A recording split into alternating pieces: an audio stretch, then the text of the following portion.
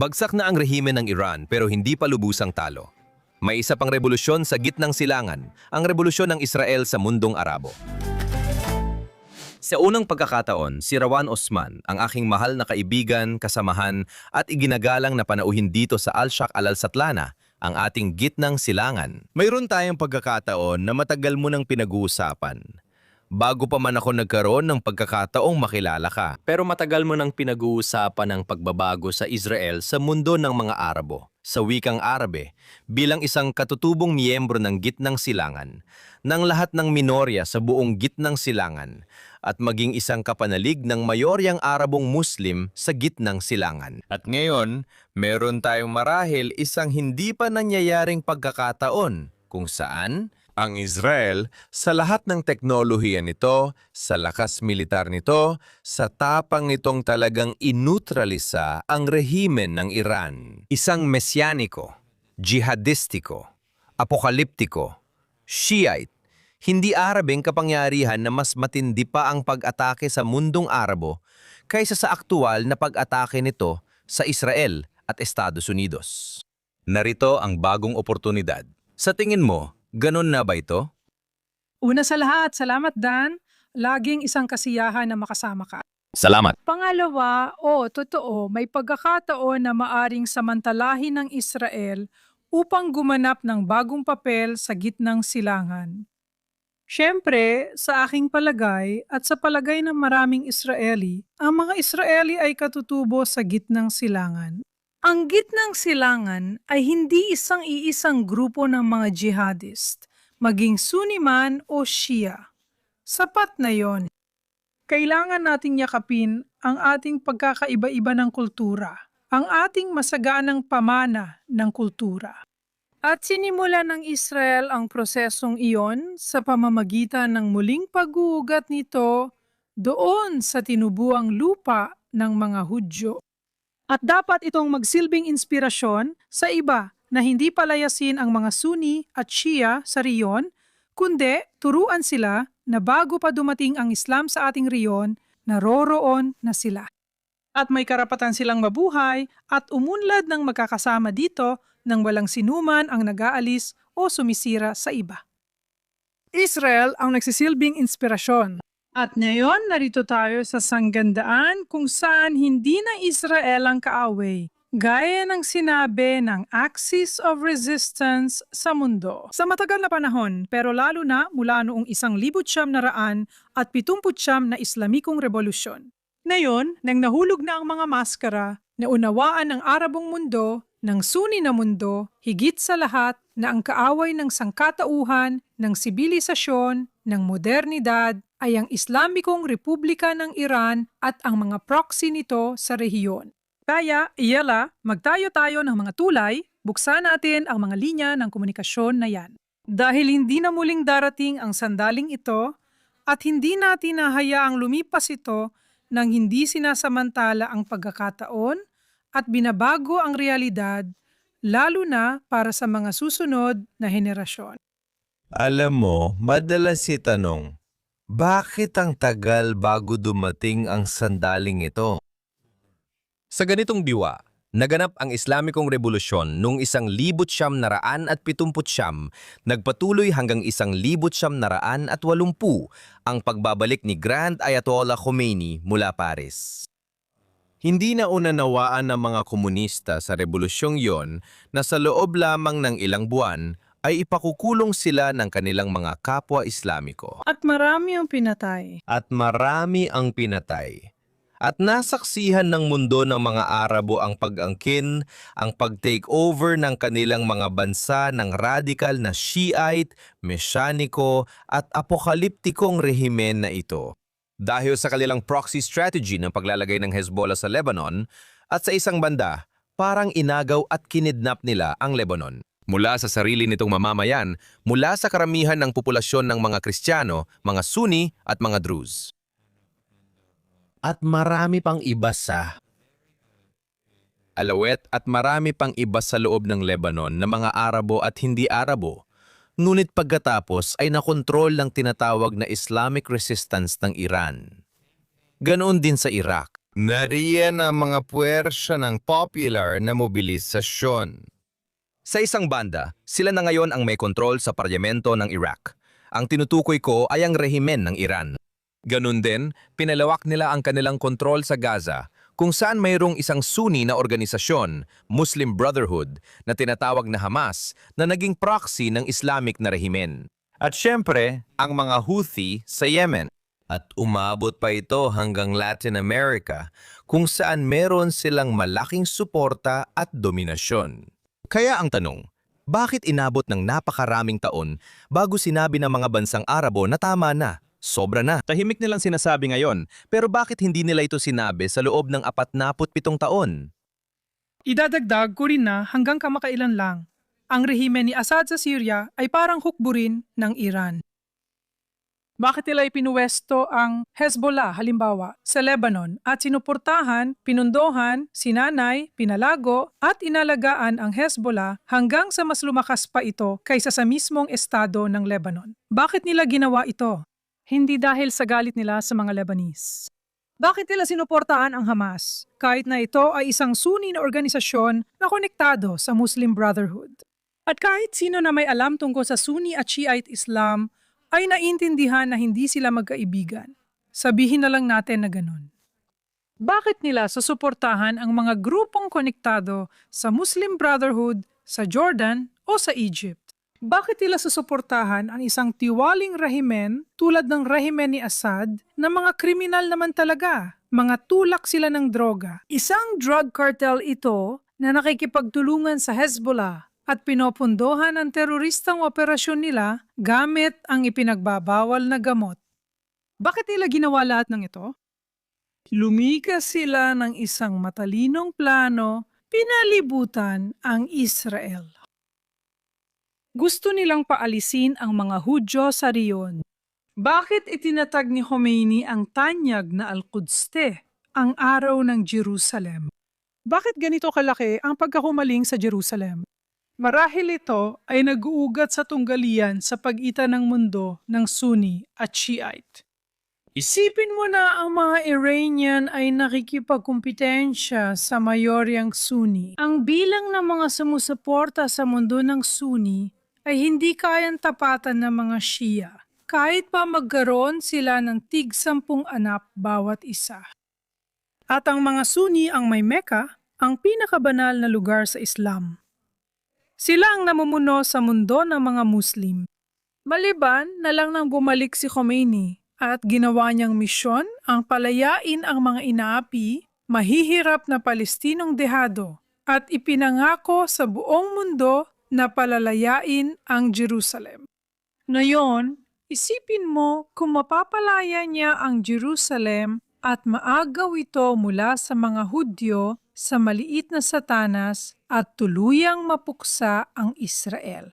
Hindi lang sila magiging pinuno ng mga kagalang-galang na Muslim, kundi pati na rin ng lahat ng mga nagagamit na uto-uto sa buong mundo, kabilang na ang mga radikal na kaliwa at mga komunista.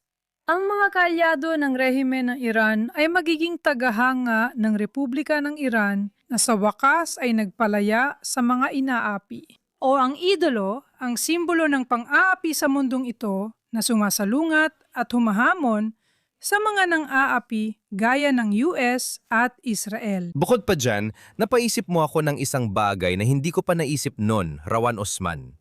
May na-trigger kang ideya sa isip ko. Palagi kong tinatanong ang sarili ko, ano ba ang koneksyon ng Shia Islam at ng Al-Aqsa Mosque? Dahil wala naman talagang kahit ano sa kanilang theolohiya, sa kanilang pagkaunawa sa Islam, na magpapakita na sila ang tagapangalaga ng Al-Aqsa. Pero kung ang estratehiya ay lumipat mula sa pagiging 15% na minorya tungo sa pagiging pangunahing puwersa sa Islam, ano pa bang mas mainam na paraan kundi ang mang-angkin at mang-agaw?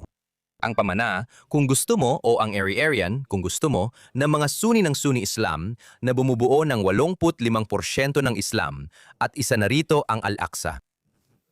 Ikatlong pinakabanal na lugar sa Islam ito, kasunod ng Mecca at Medina.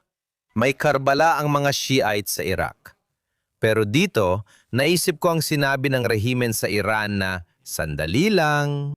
Kung maangkin ko ang Al-Aqsa Mosque na isang ari-arya ng Sunni, maaari kong itaas ang aking katayuan sa mundo ng Muslim. Kahit wala akong kaugnayan sa Al-Aqsa Mosque bilang isang radical na Shiite, tulad din ng Mecca at Medina na hindi rin konektado sa akin. Pero ang sinasabi nila, hindi, ito na ang bagong estrateya na maaari akong lumitaw at palabasing masama ang Sunni majority sa pamamagitan ng pag-aangkin sa isyu ng Palestina na siyang eksaktong ginawa ng mga Iranian. Eksaktong ginawa ni Khomeini. Araw ng Al-Quds. Lahat ng ito ay bahagi ng kanyang estratehiya. Inagaw niya ang adikain upang pamunuan ang mundo ng mga Muslim.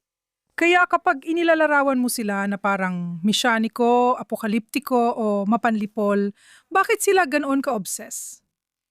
Hindi sila tulad ng rehimen ni Assad. Hindi sila mga kriminal. Sila ay nanaideolohista. Nakikita natin sila bilang mga terorista. Dahil ito ang kanilang ginagawa, ito ang kanilang kinasasangkutan, simula pa noong 1979. Pero sa kanilang sariling pananaw, sa kanilang perspektibo, iniisip nila na sila ang mabubuti na lumalaban para sa isang mabuting layunin laban sa masasamang Hudyo. Kaya ang pamumuno sa mundo ng mga Muslim ay natural at likas na kanilang papel. Alam kong taliwa sa inaasahan, pero ganito ko naunawaan habang lumalaki ako sa mundong Arabo. At ito ay kayo ng wikang ginagamit nila. Pinapapahiya nila ang bawat bansang Arabo na bukas sa normalisasyon. Sobrang galit at dismayado sila sa mga bansang Arabo na sumali sa Abraham Accords. At hindi lang nila pinahiya ang mga ito dahil sa usaping Palestino. Pero ang ginagamit nilang pananalita ay paninisi sa inyo dahil isinuko ninyo ang isa sa mga pinakabanal ninyong lugar. Pero sila, ang mga Iranian, ay hindi gagawa ng ganoon dahil sila ang mabubuting Muslim na hindi nakipagsabuatan sa mga kapitalista. Nakakabighani ito. Dahil marami sa iniisip nating tunggaliang Arabo-Israeli ay talagang labanan sa pagitan ng mga Arabo laban sa kapwa-Arabo o Arabo laban sa mga minorya sa buong gitnang silangan. Walang kinalaman sa Israel mismo. Ang Israel ang madaling gawing puntirya ng marami sa gitnang silangan para ilihis ang atensyon mula sa tunay na mga tunggaliang sa loob mismo ng mga Arab at ng mga Muslim. Tensyon at karahasan. Sa palagay ko, dapat maunawaan ng ating mga kaibigan sa kanluran na mas komplikado ang gitnang silangan kaysa sa nakikita. Ngayon, kapag lumipat tayo sa iyong ipinresenta bilang isang tunay na oportunidad para sa mga Hudyo at para sa Israel na maipakita at maitatag ang sarili bilang tunay na katutubong miyembro sa gitnang silangan. Sa katutubong wika ng gitnang silangan na pangunahing Arabe, nagbibigay ito sa atin ng bagong oportunidad. Ipaliwanag kung paano ito pwedeng gumana kahit hindi pa ito nagtagumpay hanggang ngayon. Halimbawa, matapos ang Oktubre 7, na-interview si Khaled Mashal sa isa sa pinakamalalaking Saudi channel sa mundo ng mga Arabo. Piniga talaga siya ng nag-i-interview. Isa siya sa pinakamagaling. At sinabi niya sa kanya, Ginoong Mashal, hindi kayo kumonsulta sa mga taga-Gaza bago nyo dalhin sa kanila ang ganitong mapaminsalang digmaan. At sa kanyang pagtatangkang makaiwas, sinabi niya, kailangan naming gawin ang ginawa namin noong Oktubre 7. Hindi mo naiintindihan. Isa itong talmudikong sabuatan laban sa Al-Aqsa. Malapit na nilang wasakin ang Al-Aqsa. Ngayon, alam na natin ang lumang chismis na ito na ipinakalat ng Grand Mufti ng Jerusalem, isang tao na maaring mas masama pa kaysa kay Khomeini. Ano nga ba ang ibig sabihin ni Khaled Mashal? Bakit niya ito binanggit noon? Wala namang importansya. Alam niya na naging epektibo ito noong dekada 20 at nagawa ng Grand Mufti ng Jerusalem na pagkaisahin ang napakaraming tao para salakayin ang mga Hudyo. At iyon ang nagdulot, kasama ng iba pang bagay, sa masakre sa Hebron noong 1929. Kapag binanggit ni Khaled Mashal na isa itong Talmudic na sabuatan at nakakalusot siya dito, Ako bilang isang Arabo ay nakaramdam ng hiya dahil sa kung gaano kakunti ang alam natin tungkol sa Judaismo. Isang matalino at edukadong mamamahayag ay hindi siya pinigilan at tinanong paano magkakaroon ng sabuatan sa Talmud laban sa Al-Aqsa kung ang Talmud ay naisulat na bago pa man umiral ang Al-Aqsa.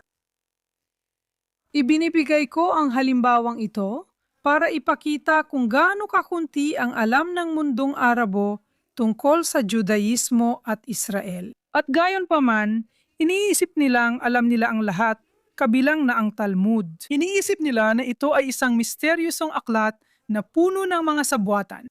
At dahil may ilang tangha sa kaluran na pumipili at binibigyang diin at binibigyang kahulugan ang mga kakaibang bagay mula sa Talmud, iniisip nila na ito ay isang aklat na puno ng mga sabuatan na ginagamit ng mga Hudyo laban sa atin. Hindi nila nauunawaan na ang Talmud. Binubuo ng napakarami aklat at mga komentaryo. Hindi ito madaling maintindihan. Kahit seryosong rabinikong eskolar, hindi rin laging naunawaan ang Talmud.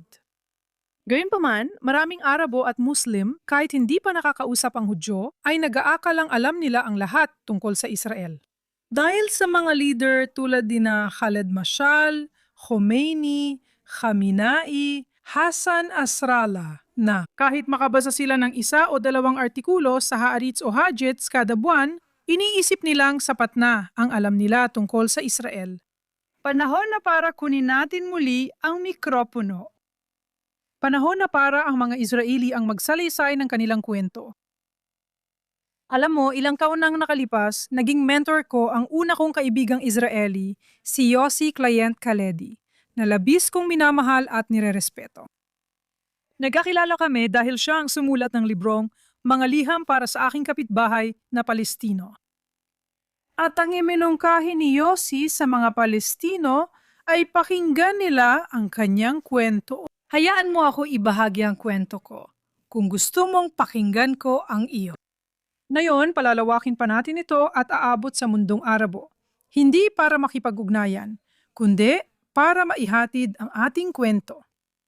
Ang mga batas at patakaran laban sa normalisasyon na ipinatupad mula dekada 1950 pa. Pinagbawalan ang direktang pakikisalamuha ng mga Arabo at Israeli kahit sa ibang bansa. At sa tingin ko, ang layunin, ang dahilan nito ay para i-dehumanize ang mga Hudyo, para i-dehumanize ang mga Israeli, at para palaganapin ang lahat ng walang kwentang-kwento na umiikot sa mga bansang Arabo at Muslim. Saan sila nanggagaling? Isa itong halo-halo. Halo ito ng mga lumang antisemitikong Kristiyanong kwento na nagmula sa Europa, karamihan doon. Pero pati na rin ang galit na ito o ang mababang katayuan na ibinigay sa mga taong may banal na kasulatan, ang Alil Kitab sa mga Kristiyano at mga Hudyo sa ilalim ng mga Muslim. Ibig sabihin, Dhimmi, ang tinatawag nilang Dhimmi status. Ang Dhimmichud, kaya ang Dhimmichud status ay naimpluwensyahan ng Kristiyanong Europeo na anti-Semitismo. At idagdag pa dyan, lahat ng mga sabuatan, ang galit na may motibong politika laban sa mga Hudyo. Nang malaman ng mga leader Arabo ang tungkol sa kilusang Zionist, ang mga proyektong Zionist bago pa man, kahit bago pa maitayo ang Estadong Hudyo. Lahat ng mga chismis na yon, mga teorya ng sabuatan at chismis na sinadyang ikalat laban sa mga Hudyo para mag-udyok ng galit, para subukang talunin at pigilan ang proyektong Zionist ay nagdala sa atin sa kinalalagyan natin na yon. Pero pagkatapos ng 70 taon ng pagkakahiwalay, kung saan tunay na naniniwala ang mga tao, lalo na sa mga liblib na lugar sa Syria o sa Iraq, magugulat ako kung may naniniwala pa rito sa Lebanon. Pero hindi imposible. Sigurado akong sa malaking bahagi ng Egypt at Libya, iniisip ng mga tao na may sungay at buntot ang mga Hudyo. Sobra na ang kalokohang ito. Nasa taong 2026 na tayo. At itong galit at pag-uudyok na ito ay kumitil na ng 10,000 buhay. Sapat na ito. Kaya iminumungkahi ko na lahat ng tao sa Israel na may kakayahan Simulan ninyong ikwento ang inyong mga kwento. Mga Hudyo at Israeli, simulan ninyong ikwento ang inyong mga kwento. Binabanggit ko ang Hudyo at Israeli ng may dahilan dahil gusto kong ang mga Hudyo ay magsabi sa mundo sa wikang Ruso, Turko, Aleman, Arabe at Hebreo, ikwento ninyo ang inyong mga kwento. Mga Israeli, Hudyo man o hindi, ibahagi ang inyong kwento. Ano ang ibig sabihin maging Zionista? Iniisip ng mga tao sa Espanya, Canada at Australia na tayo ay mga demonyo. Kinilala ko ang sarili ko bilang isang proud na Zionista. Sinasabi ko sa mundo kung ano ang ibig sabihin nito para sa akin. Ilang tao kaya ang maabot ko? 1,000,000? Kailangan natin ng hukbo ng Israeli at Hudyo para simulan ang pagkukwento ng mga kwentong ito. Lalo na sa Arabic, lalo na talaga. Sa Arabic at ibang wika, pero magdadagdag tayo ng Arabic subtitles. Kaya ako sumali sa JCFA at ito ang proyektong dinala ko. Simulan na nating sabihin sa mga nag-iisip na tayo ay mga halimaw, tungkol saan ba ang Judaismo? Tungkol saan ba ang Sionismo? Paano umuunlad ang Israel sa kabila ng lahat ng pagsubok? Malaking tulong kung ipakitang tao rin ang mga Israeli at ipaliwanag sa tao ang tungkol sa bansang ito. Bakit sa lahat ng sulok ng mundo, dito bumalik ang mga Hudyo? Ilang beses nababanggit ang Jerusalem araw-araw sa palalangin ng mga Hudyo. Hindi ito isang kolonyal na proyekto. Ito ay katutubo. Hindi pumunta rito ang mga Hudyo para mangikil ng isang bansa para nakawin ang yaman ng lupang Arabo ng Palestina. Ano ang ibig nating sabihin sa Palestina? Ang mandatong Britaniko ng Palestina. Naalala ko ang napakasikat at hanggang ngayon ay viral na pahayag ni Golda Meir. Anong ibig mong sabihin sa Palestino? Palestino ako. Mayroon kaming pasaporteng Palestinyo. Kaya ang problema namin ay kadalasan ay kamangmangan ng nakararami. At mas komplikado ito sa mga profesional na antisemita, sa mga leader, na namumuhay sa pamamagitan ng pag-uudyok sa mga Hudyo. Kailangan nating pagibahin yan. Sa mundo ba ng kanduran o Arabo, ang mga akademiko? Sa mundo ng Arabo, ang mga akademiko ay sineseryoso ang mga aklat tulad ng Protocols of the Elders of Zion. Karaniwan na itong babasahin. Bumili ako ng sarili kong kopya ng Protocols of the Elders of Zion at ng Mein Kampf ni Adolf Hitler sa wikang Arabe sa halagang mas mababa sa $1 sa Damasco. Isa ito sa pinakasikat na mga libro sa mundo ng mga Arabo. Natagpuan ito sa buong Gaza Strip noong pinakahuling digmaan laban sa Hamas. Hindi na ako nagtataka. Makikita ito sa bawat kanto ng mga Arabong lungsod.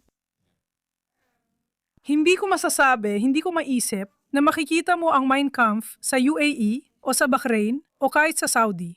Ang Saudi ang malapit ng sumali noon. Sa palagay ko, mahalaga ang binanggit mong punto dahil may nakikipag-usap kami sa ilang mabubuting kaibigan at kasamahan, Sina Ariel at Michael Warshawski, na talagang mahahalagang intelektual na palaisip sa mundo ng mga Hudyo. Malalim ang pakikilahok nila sa amin sa Jerusalem Center mula sa New York. At itinuro nila ang isang bagay, may itinuro sila sa isang pag-uusap na naganap sa pagitan namin ni Khalid at nila. At ito ay ang mayroong pagbabago ngayon sa ilang bahagi ng Arabong mundo, partikular sa Gulf, kung saan may reforma sa sistema ng paggawa ng mga aklat paaralan at sa diskurso at sa akademya. Doon, hindi na nila dinidemonisa ang mga Hudyo at tinatanggap ang mga Hudyo upang sila mismo ang maglahad ng sarili nilang kwento sa wikang Arabe. Hindi lang ito. Pagsubok na itigil ang pagdemonisa sa mga Hudyo. Sa tingin ko, ang UAE lalo na ay nagtagumpay dahil pinalaganap nila ang pagtanggap at pagpaparaya mismo, pagtanggap sa iba kahit sino pa man siya. At ang ganitong pamamaraan ay wala sa mundo ng mga Arabo, sa mga bansang Arabo na malayo pa sa pagsali sa Abraham Accords. Hindi antisemitismo ang kailangan nating labanan sa mga bansang iyon. Ito ay pagkapanatiko at galit sa mga taong naiiba sa kanila. Tinan mo ang Ehipto. Kahit may kapayapaan sila sa Israel, malamig pa rin yon. Tingnan mo paano tinatrato ang mga Koptiko ngayon. Ito ay isang kagyat na issue dahil ang mga ito ay mga kapwa mo mamamayan na inuusig at inaabuso araw-araw. Kaya kung matutugunan nila ang mga isung iyon, sa tingin ko malayong-malayo na sana ang narating nila tungo sa pagtanggap din sa mga Hudyo. Dahil ito ay tungkol sa mga Hudyo, Yazidi, Kurd, Alawite, Ismailites at kung sino pa. Ang mga Hudyo, pati na rin ang mga Druze. Pero syempre, ang mga Druze, ang mga Bahay, marami tayong mayamang pamana ng kultura. Hindi lang panreliyon, kundi pati etniko. Kaya ang problema ay matindi, napipinto na. Kailangan nila itong tugunan. Kung gagawin nila ito para sa lahat ng mga taong iyon, para sa lahat ng iba pa, mas magiging madali ring tanggapin ang Hudyo. Pero balik tayo sa Hudyo dahil nandito tayo ngayon sa Jerusalem. Ang pag-uudyok laban sa Israel ay nauwi sa mapaminsalang digmaan. Noong Oktubre, 7 nang makita ko ang mga inirecord at ibinahagi ng Hamas, sigurado akong lalawak pa ang digmaan. Hindi maiwasan, ito ay itinadana bilang huling digmaan laban sa Israel. Pero may plot twist. Ito ang huling digmaan laban sa Axis ng kasamaan, ang Axis of Resistance na tumututol sa pag-iral ng Israel at sa modernidad. Dahil tayo ay naharap sa isang mapanirang digmaan, napakahalaga na makahanap tayo ng solusyon para sa antisemitismo, para sa anti-Zionismo sa mundo ng Arabo. Paano natin ito gagawin? Ang solusyon ko ay kausapin sila. Ikwento mo ang sarili mong kwento. Kunin mo ulit ang mikropono at sabihin sa kanila, natatanggapin ko ang iyong salaysay. Tinatanggap ko na ang mga Palestino mula Ramallah ay hindi pinili ang kanilang lugar ng kapanganakan. Hindi kasalanan ng isang 15 taong gulang na maipit sa ganitong pampulitikang dilema. Naiintindihan ko. Kung gusto mong makisimpatya ako, hayaan mo rin ikwento ko ang kwento ko. Bilang isang Hudyo, masasabi ko sa iyo na 850,000 na mga Hudyo ang pinaalis mula sa mundong Arabo. Tingnan mo ang amin mga sementeryo. Tingnan mo ang mga pamana ng kultura na iniwan namin. Tanungin mo ang lola mo tungkol sa mga kaibigan nilang Hudyo. Mabubuti ba sila? Kumusta ang Hudyong magtitinda ng karne, abogado at doktor? Sasabihin nila sa iyo na mabubuti silang tao. Bakit kami parang demonyo sa paningin nyo ngayon? Di ko kayang ikwento ang kwentong ito dahil hindi ko ito kwento. Gusto ko ikaw, ang Iraqi, ang Yemenita, ang Libyan, ang Egyptian, ang Syrianong Hudyo, ang magkwento ng mga kwentong iyon. Ikaw, Rusong Hudyo, ikwento mo ang iyong kwento sa kanila. Ikaw naman, ang Polakong Hudyo, sabihin mo sa kanila, hindi kami nagmula sa Poland, sa Russia, sa Espanya. Ipaliwanag mo sa kanila kung bakit kayo pinaalis. Bakit yan napunta sa Iraq? Sabihin mo sa kanila tungkol sa Talmud Yerushalmi at Talmud Bavli. Bakit mayroong Babylonian Talmud? Ikwento mo ang mga kwentong yon. Kahit mabuhay pa ako ng 30 taon, kulang pa rin ang oras ko para ikwento lahat. Kailangan talaga natin ng hukbo. At iniimbitahan ko kayo na gamitin ang teknolohiya, gamitin ang social media, at ang kapangyarihang ibinibigay nito sa inyo dahil lumalampas ito sa mga hangganan. Ikwento ninyo ang inyong sariling mga kwento. Agbabaguhin natin ang kinabukasan ng gitnang silangan sa halip na makilala at sumikat lang tayo sa kanluran dahil sa ating mga digmaan at paghihirap. At sa huli, mukhang wala sa ating pag-uusap na yon, talagang kinakailangan ng Israel na magsimulang kumilos ng higit sa karaniwang inaasahan sa isang paraan ng pagyakap sa isang hindi mapagparayang estratehiya laban sa uri ng propaganda, pag-uudyok at pag-alis ng lehitimasyon na tiniis nito bilang bahagi ng pulisiya noon. At totoong gampanan ang pamumuno sa gitnang silangan, hindi lang ang papel ng minorya roon. Sa tingin ko ngayon, lalo na pagkatapos sa takihin ng Iran ang mga kapitbahay nitong Arabo, may pagkakataon tayo. Kung saan maaring makipag-usap ang Israel sa mga taga-Qatar, Imbitahan silang muling pag-isipan ang marami sa kanilang mga posisyon, imbitahan silang medyo maghinay-hinay na sa Al Jazeera. Ang papel nitong Mang Udyok ay naging mapaminsala mula pa noong bata ako. Nanood ako ng Al Jazeera at pinaniniwalaan ko ang mga katawa-tawang kwento.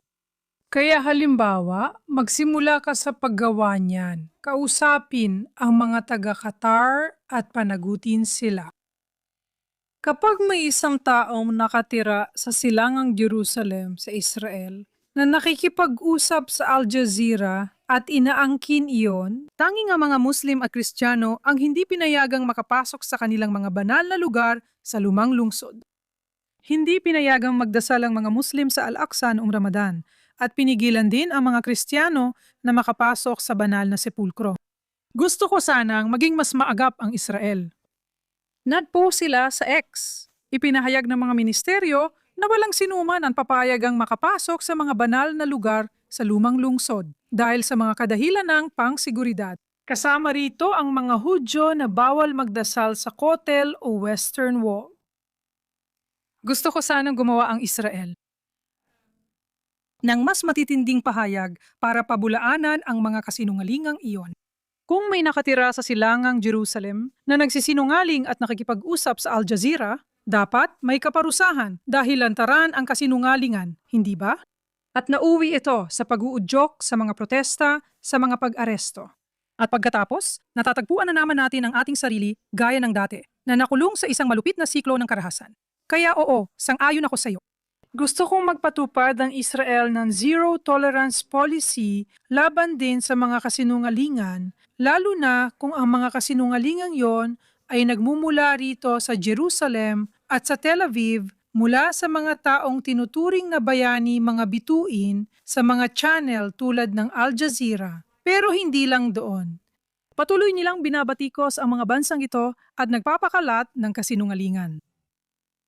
Marami pa tayo kailangang gawin at maswerte kami kasama ka sa aming Islam. Inaabangan pa namin ang higit pang talakayan sa Al-Shakar Al-Satlana dahil ito talaga ang gitnang silangan nating lahat. Mga Hudyo, Arabo, Muslim, Kristiyano, Druze, Kurdo, Iranian, talaga naman, Azeri, Josko, Turkmen, Alawite, ito ay rehiyon para sa ating lahat. At sa tingin ko, iyon ang neshama, ang kaluluwa at pinakadiwa ng iyong mga pananaw. Kaya salamat Rawan Osman, isang mabuting kaibigan at kasamahan at isang JCFA Senior Scholar.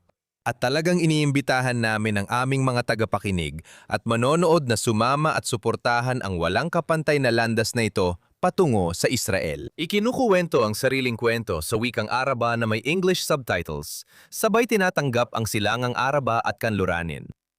Maraming salamat, Dan. Gawin na natin ito.